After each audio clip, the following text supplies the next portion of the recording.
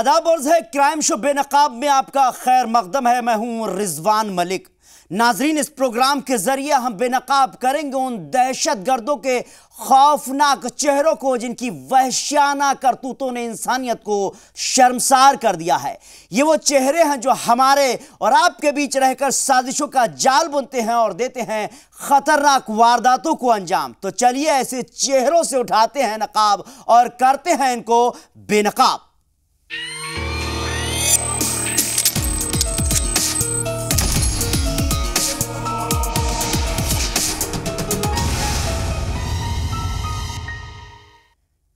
एक गैर मुल्की जोड़ा जो स्विट्जरलैंड से आया था हिंदुस्तान घूमने।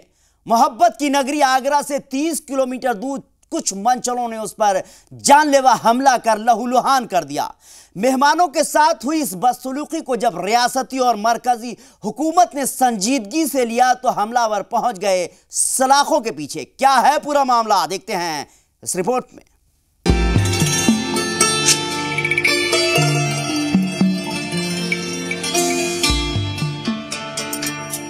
हमारा मुल्क पूरी दुनिया में मेहमान नवाजी के लिए जाना जाता है।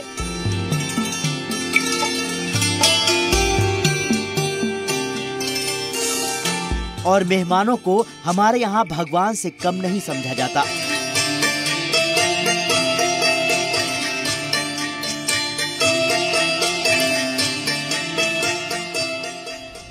लेकिन आगरा पुलिस की गिरफ्त में आए इन शातिरों ने हिंदुस्तानी सकाफत को शर्मसार कर दिया है।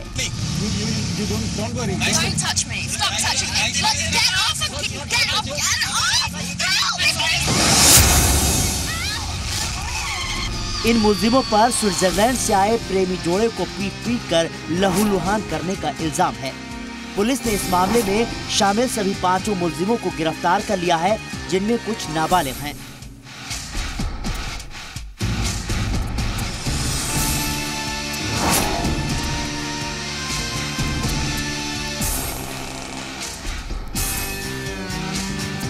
पूरे मामले पर गौर करें तो 22 अक्टूबर 2017 को स्विट्जरलैंड के रहने वाले जेरेमी क्लार्क अपनी गर्लफ्रेंड मैरी द्रोज के साथ फतेहपुर सीकरी घूमने गए थे कि स्टेशन पर रेलवे लाइन के पास मुलजिमों ने गैर मुल्की जोड़े के साथ सेल्फी लेने की कोशिश की, लेकिन गैर मुल्की जोड़े ने लड़कों को फोटो लेने से इनकार कर दिया। फिर क्या था, 5 लड़कों ने जेरेमी और मैरी द्रोज पर पत्थरों और डंडों से हमला कर लहूलुहान कर दिया और फरार हो गए। खबर लगते ही फतेहपुर सीकरी पुलिस मौके पर पहुंची और दोनों को इलाज के लिए ले जाया गया। गैर मुल्की जोड़े ने FIR दर्ज कराने से इनकार कर दिया, लेकिन उन्होंने पुलिस को अपने मोबाइल में कैद किए गए मुलजिमों के फोटो मुहैया जरूर करा दिए और फिर इलाज के लिए दिल्ली के अपोलो हॉस्पिटल चले गए। मैरी के हाथ में फ्रैक्चर पाया गया तो उसके बॉयफ्रेंड जेरेमी के कान में गहरा जख्म था। शुरुआत में आगरा पुलिस ने मामले को ज्यादा संजीदगी से नहीं लिया, लेकिन मामले ने तूल उस वक्त पकड़ा जब सूबे के वजीर आला योगी आदित्यनाथ 26 अक्टूबर को आगरा पहुंचे। स्विट्जरलैंड से आए गैर मुल्की जोड़े के साथ हुई वारदात की खबर लगते ही उन्होंने मुलजिमों के खिलाफ सख्त कार्रवाई का फरमान सुनाया।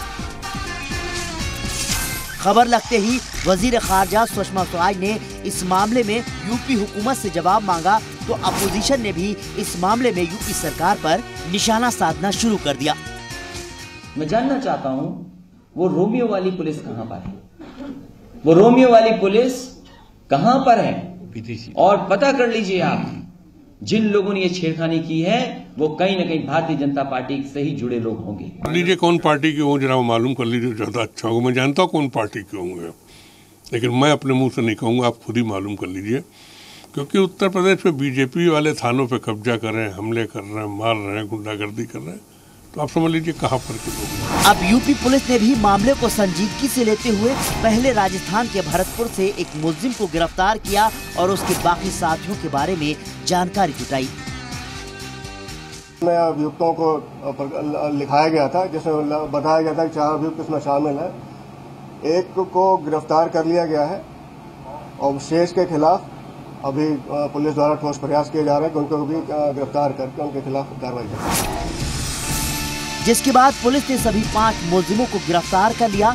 पकड़े गए मुलजिमों में 3 नाबालिग हैं, इस बीच गैर मुल्की जोड़े से मिलने वजारत खारजा के अफसरान दिल्ली के अस्पताल भी पहुंचे, जिन्होंने गैर मुल्की जोड़े का हाल पूछा और मदद का पूरा भरोसा दिलाया। ब्यूरो रिपोर्ट, जी मीडिया। और अब बात उस कातिल शौहर की जिसने अपनी बीवी और कर्जदारों से छुटकारा पाने के लिए खतरनाक साजिश रची। वो अपनी साजिश में कामयाब भी हो गया, लेकिन दिल्ली पुलिस की सख्ती के सामने वो टूट गया और उसने उगल दिया सच। पेश है एक रिपोर्ट। तस्वीर में नजर आ रहा दिल्ली के रोहिणी इलाके का रहने वाला पंकज मेहरा है, जिस पर अपनी ही बीवी प्रिया मेहरा का बेरहमी से कत्ल करने का इल्जाम है। पंकज ने अपना जुर्म भी कबूल कर लिया है। वारदात को 25 अक्टूबर 2017 की सुबह तकरीबन 4 बजे अंजाम दिया गया था। पंकज ने पूरी वारदात की स्क्रिप्ट पहले ही तैयार कर ली थी। पंकज देर रात बीवी प्रिया और 2 साल के बच्चे को लेकर बांग्ला साहिब गुरुद्वारे गया था। गुरुद्वारे से लौटने पर उसने शालीमार बाग के पास पहुंचते ही बीवी प्रिया को कार में पहले से रखे रिवॉल्वर से गोली मारकर जख्मी कर दिया और फिर शोर मचा दिया कि कुछ कार सवारों ने उसका पीछा कर रोक लिया और उसे बाहर निकालने लगे।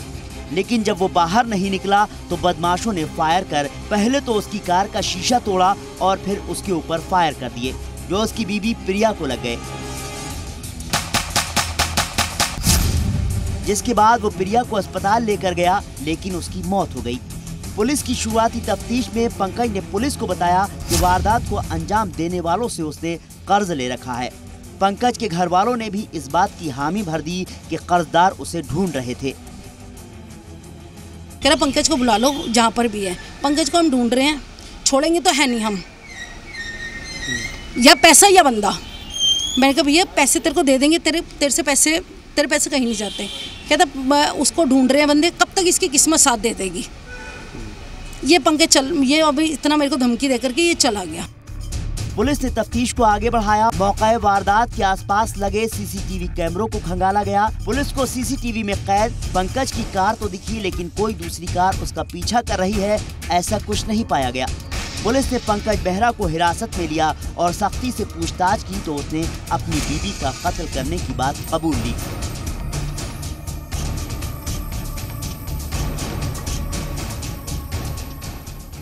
जो हस्बैंड है उस व्यक्ति ने माना कि इस वारदात को अंजाम उसने ही दिया है। सवाल उठता है, आखिर पंकज ने अपनी बीवी प्रिया का कत्ल क्यों किया? दरअसल पंकज आशिक मिजाज इंसान है। प्रिया उसकी दूसरी बीवी थी, उसके कई लड़कियों से अफेयर चल रहे थे। प्रिया इस बात को अच्छी तरह जानती थी। इसी को लेकर आए दिन दोनों के बीच झगड़े होते रहते थे, लेकिन पंकज अपनी हरकतों से बाज नहीं आया। पंकज ने अब अपनी पहली बीवी के साथ रहने का मन बना लिया। उसने दूसरी बीवी प्रिया को रास्ते से हटाने का प्लान बनाया। अभी तक जो तफ्तीश में जो चीज़ें सामने आई, वजह इसके पास जो फाइनेंशियल बर्डन था और दूसरा इसकी 2 शादियां ऑलरेडी हो चुकी है और जो प्रेजेंट वाइफ है जो जिसकी डेथ हुई उनके साथ इसकी बन नहीं रही थी और इसी कॉन्फ्लिक्ट की वजह से उसने इस चीज़ को अंजाम दिया। पहाड़गंज में होटल के कारोबार से जुड़े पंकज ने हाई इंटरेस्ट रेट पर 5 लाख रुपए कर्ज ले रखे थे, जो अब 40 लाख रुपए हो गए थे। कर्जख्वाह पंकज से अपने पैसे वापस लेने के लिए दबाव बना रहा था। पंकज ने कर्जख्वाह को फंसाने और बीवी प्रिया से छुटकारा पाने के लिए झूठी कहानी गढ़ दी। बीवी के कत्ल का इल्जाम कर्जख्वाह पर लगा दिया, लेकिन पंकज का गुनाह छिप नहीं सका और वो पहुंच गया सलाखों के पीछे। ब्यूरो रिपोर्ट, जी मीडिया। फिलहाल वक्त एक छोटे से ब्रेक का। ब्रेक के बाद जानेंगे बाइकर सना इकबाल की मौत एक हादसा है या कत्ल, साइबर क्रिमिनल की शर्मनाक करतूत, साथ ही कराएंगे ऑनर किलिंग की खौफनाक वारदात से रूबरू।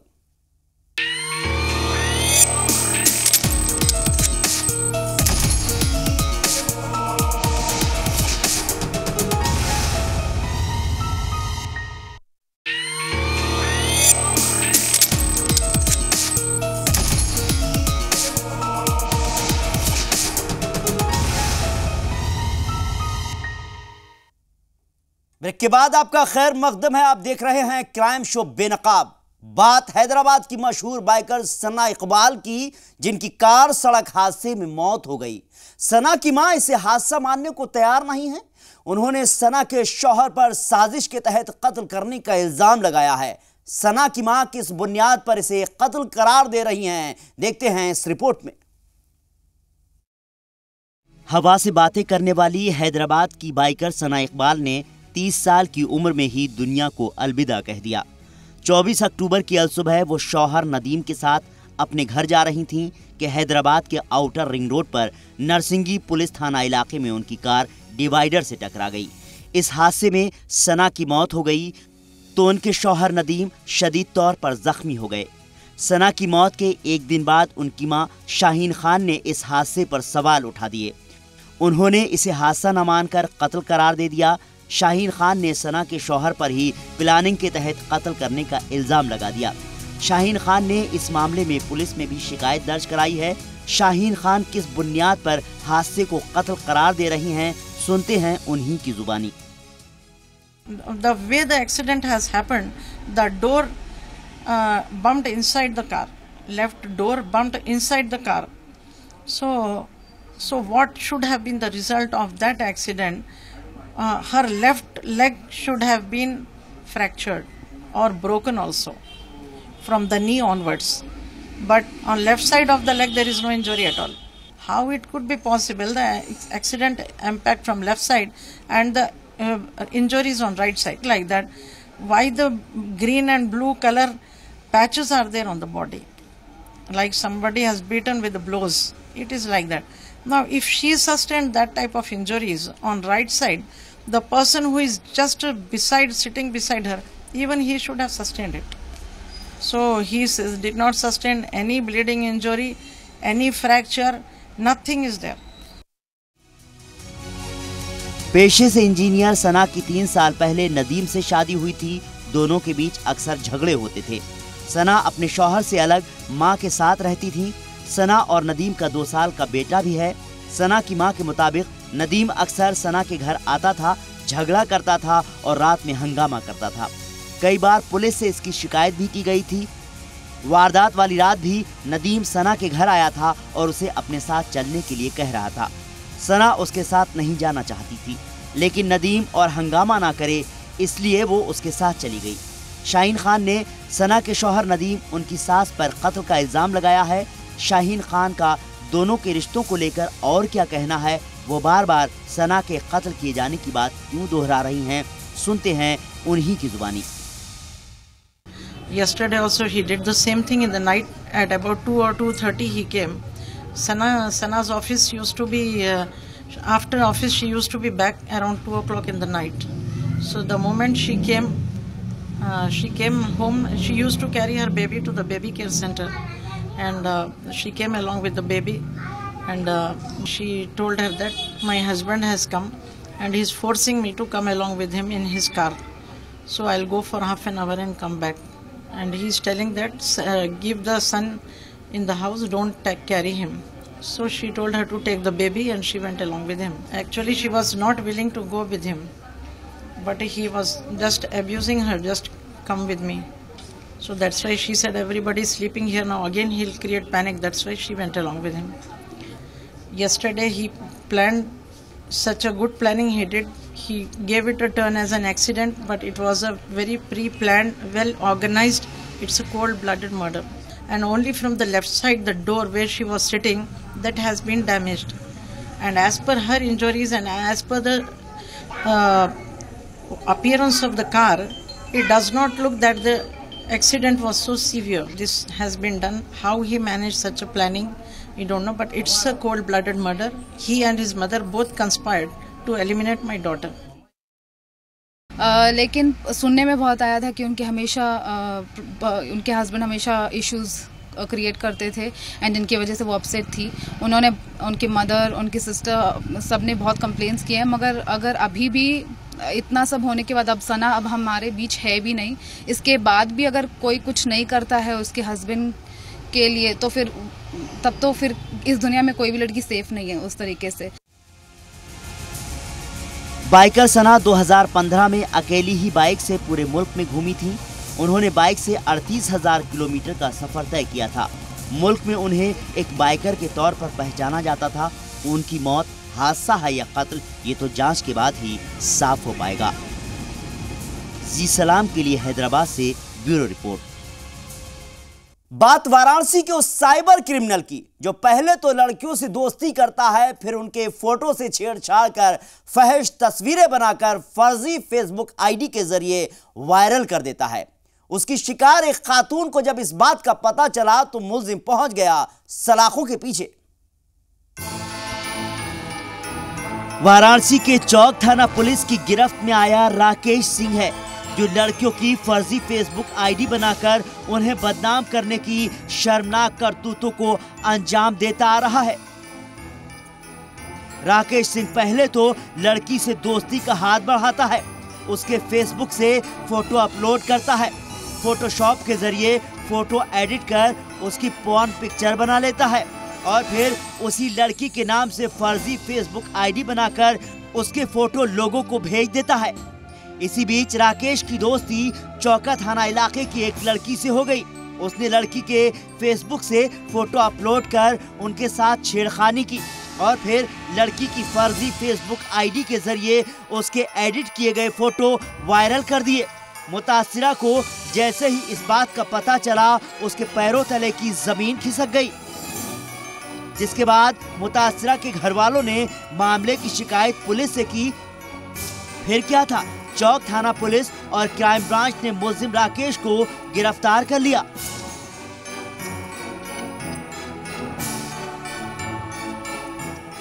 देखिए, थाने पे एक FIR मुकदमा लिखा गया था IT एक्ट के तहत। मुकदमा अपराध संख्या 209/17 67 IT एक्ट का। एक लड़का उसके बहन का फेक ID क्रिएट करके अपने मोबाइल से और फेक मैसेज वायरल कर रहा था, जिसमें आपत्तिजनक फोटोग्राफ्स भी थे उस पीड़िता के। उस संबंध में विवेचना चल रही थी। साइबर क्राइम से सारी रिपोर्ट आने के बाद उस अभियुक्त की गिरफ्तारी हुई है राकेश सिंह की IT एक्ट के तहत। इसको जेल भेजने की कार्रवाई चल रही है। मुलजिम राकेश पर मुतासिरा का पर्सनल मोबाइल नंबर भी फेसबुक पर डालने का इल्जाम है। हाँ, उस पीड़िता की आपत्तिजनक ऑब्सीन आपत्तिजनक तस्वीरें थी और उसके पर्सनल मोबाइल नंबर उस पर सार्वजनिक किए गए थे और उस पर संदेश भेजने के लिए लोगों को बताया गया था इस पर प्लीज़ कांटेक्ट मी। तो इसकी आज गिरफ्तारी हुई है IT एक्ट के तहत। इसको जेल भेजने की कार्रवाई चल रही है। पुलिस गिरफ्त में आने पर मुलजिम राकेश खुद पर लगे इल्जामों को नकार रहा है। उसका कहना है कि मुतासिरा ने खुद अपनी फर्जी ID बनाकर उसे फंसाया है। कि उन्होंने अपनी फेक ID बनाई थी मेरा मोबाइल लेकर और नाज सेठ के नाम से, खुशबू वर्मा के नाम से, और अपना फ़ोटो और अपना नंबर डाली थी फेसबुक पर और उसका ब्लेम मेरे ऊपर लगा दी, जबकि उनकी ननद ने ये गवाही दिया है कि उन्होंने मेरा मोबाइल लिया था। सर, उनके संपर्क में हम उनकी ननद के मित्र हैं और वो हमसे मित्रता करना चाह रही थी। मैंने नेगलेक्ट कर दिया और उनकी ननद ने हमको व्हाट्सएप पे उठा के ब्लॉक मार दिया। इस वजह से उन्होंने प्रतिक्रिया के फलस्वरूप मेरा मोबाइल लिया और ये सब किया। मुलजिम भले ही खुद को बचाने के लिए मुतासिरा को ही कटघरे में खड़ा कर रहा है, लेकिन जिस तरह सोशल मीडिया के सहारे मुतासिरा को बदनाम किया गया है, उसे माफ नहीं किया जा सकता। पुलिस ने मुलजिम राकेश के खिलाफ IT एक्ट के तहत मामला दर्ज कर उसे जेल भेज दिया है।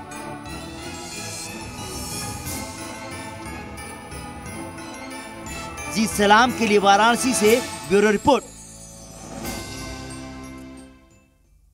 फिलहाल वक्त एक छोटे से ब्रेक का। ब्रेक के बाद रूबरू कराएंगे ऑनर किलिंग की खौफनाक वारदात से, और भी है बहुत कुछ।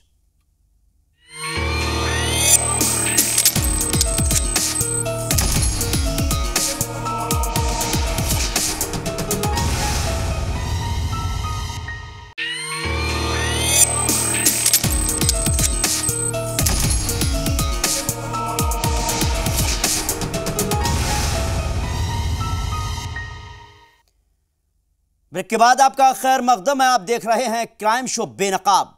बात प्यार करने वाले उन दुश्मनों की जो समाज में इज्जत और रुतबा बरकरार रखने के लिए ऑनर किलिंग को अंजाम देने से भी बाज नहीं आते। बस्ती में ऐसा ही एक वाकया सामने आया है जहां नाबालिग लड़की के घर वालों ने अपनी बेटी और उसके नाबालिग आशिक को मौत की नींद सुला दिया, लेकिन गुनाह 7 तालों में भी किया जाए छिप नहीं सकता। पेश है ये रिपोर्ट। लड़के को भी तो लड़की को बाद में मारे। क्यों मार दिया उसे? वो तैयार नहीं थी, कभी नहीं थी कि सम्मान बच जाए, मना करने पर मान नहीं रही थी। वो भी यही कह रही थी कि हमको भी जाना है। चलो, अपना सम्मान बचाने के लिए आप लोगों ने उसकी हत्या कर दी। अपने सम्मान के लिए उसको मार दिया। बस्ती जिले में सदर कोतवाली के मड़वा नगर इलाके का रहने वाला बलराम चौधरी है, जिस पर अपनी नाबालिग बेटी और उसके नाबालिग आशिक का कत्ल करने का इल्जाम है। समाज में अपनी झूठी इज्जत बरकरार रखने के लिए इसने अपने नौकर समेत घर के 7 और लोगों के साथ मिलकर पहले नाबालिग लड़के का कत्ल किया और फिर अपनी बेटी को भी जहर पिला दिया। साथ ही दोनों की लाशें अलग अलग नदियों में बहा दी। पूरे मामले पर गौर करें तो बलराम चौधरी की 15 साल की बेटी गांव के ही चौधरी घराने के 16 साल के लड़के से मोहब्बत करती थी। 30 सितंबर 2017 को लड़का लड़की के घर उससे मिलने आ गया। घर वालों ने दोनों को मुतरजा हालत में देख लिया। पहले तो लड़के की जमकर पिटाई की गई और फिर उसके हाथ पैर बांधकर जीप में ले जाया गया। रास्ते में गला दबाकर उसका कत्ल कर दिया और लाश को अयोध्या में सरयू नदी में फेंक दिया। 3 तारीख को एक लड़की अनुराधा चौधरी की गुमशुदगी की सूचना उसके पिता बलराम ने दिया। ये लड़की के घर लड़का गया था सुमित चौधरी, अनुराधा के आपस में संबंध थे। एक पताली, मोनी और गोलू नौकर तीनों एक सेलेरियो गाड़ी से लेकर लड़के को चले यहाँ से बस्ती से हरैया में ले जाके इसको गला दबा के मार दिए। हरैया के पास गाड़ी खड़ी करके गाड़ी में ही मार दिए। बलराम चौधरी ने अपनी बेटी को इलाहाबाद रिश्तेदार के यहाँ भेज दिया। 6 अक्टूबर को लड़की को बहाने से गाड़ी में बैठाया गया। गाड़ी को बिहार के सोनपुर ले जाया गया, जहां लड़की को जहर पिलाकर नदी में फेंक दिया। उसके बाद वो गायब हो गया था। हम लोग थाने पे फरियाद किए। इसके बाद खोजबीन शुरू हुआ। जवार वाले भी तक जाहिर किए, प्रशासन भी पीछे पड़ा, लेकिन लड़की वड़की वाला मामला ला दिया। पुलिस को गुमराह किया। कप्तान साहब भी परेशान, आप लोग परेशान। इतना दिन तक गांव जवार का है ये मारे भाई, लेकिन कुछ मिले नहीं। बहुत नौटंकी की साहब। हम यार अनुरोध कौन मारा? ये बलराम के लोग मारे और बलराम मारा। उधर लड़के के घर वाले 30 सितंबर से गायब अपने बेटी की तलाश में जुटे हुए थे। मामले की शिकायत पुलिस से कर दी गई थी, तो शातिर कातिल बलराम चौधरी ने 3 अक्टूबर को अपनी बेटी की पैसे और जेवर लेकर भाग जाने की अफवाह उड़ा दी। पुलिस तफ्तीश में पता चला बलराम चौधरी की बेटी का लापता लड़के से इश्क चल रहा था। पुलिस ने बलराम चौधरी और उसके घर वालों को हिरासत में लेकर सख्ती से पूछताछ की तो असलियत से पर्दा उठ गया। वहाँ अपने रिश्तेदार के यहाँ से लड़की को बैठाए गाड़ी में। लड़की ने कहा वो लड़के को जहाँ भेजे वहीं हमको भेजे, तो हमको मरना है। उन्होंने उसको ये जहर पिला दिया। जहर पिलाने के बाद जिंदा अवस्था में ही उसको सोन नदी में फेंक दिया। ऑनर किलिंग की वारदात में 8 मुलजिम शामिल रहे हैं। पुलिस ने लड़की के वालिद बलराम चौधरी समेत 5 मुलजिमों को गिरफ्तार कर लिया है। बाकी 3 मुलजिमों की तलाश की जा रही है। बस्ती से ब्यूरो रिपोर्ट, जी मीडिया। बेनकाब में आज बस इतना ही। हम फिर हाजिर होंगे कुछ और खतरनाक सनसनीखेज वारदातों के साथ। हमको दीजिए इजाजत।